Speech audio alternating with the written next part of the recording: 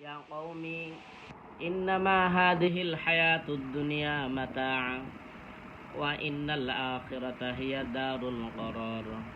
মুসা আলাইহিস সালাতু ওয়াস সালাম তার সম্প্রদায়দেরকে উদ্দেশ্য করে বলতেছেন, হে আমার কওম, হে আমার সম্প্রদায়, এই দুনিয়ার এই হায়াতে জিন্দেগি তো অস্থায়ী উপভোগের বস্তু।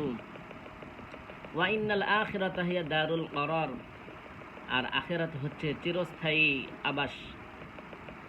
তো আজকে আমরা দুনিয়া নিয়ে এত ব্যস্ত যে আখিরাতকে একেবারেই ভুলে গেছি, অথচ আখিরাতটা ওয়াল আখিরাতু খায়র ওয়া আবকা, আখিরাতের জিন্দেগি সবসময় বাকি থাকবে, কোনোদিন শেষ হবে না, এবং এটা উত্তম।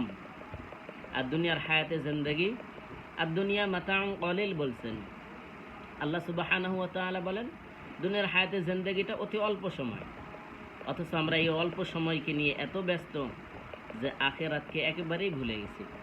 এজন্য আসলে আখিরাতটাকে সুন্দর করা, আখিরাতের জিন্দেগিতে যাতে করে আমি মুক্তি পাই, এদিকে লক্ষ্য রাখা। কি করলে আল্লাহ সুবহানাহু ওয়া তাআলা আমাকে আখিরাতে মুক্তি দিবেন?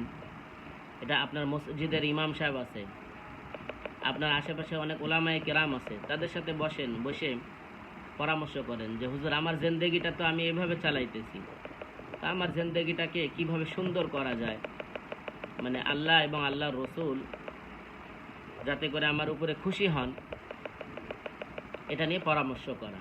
তো ইমাম সাহেব আপনাকে যেভাবে আমল দিবে বা যেভাবে আপনাকে চলার জন্য বলেন, সেইভাবে চলার জন্য চেষ্টা করা।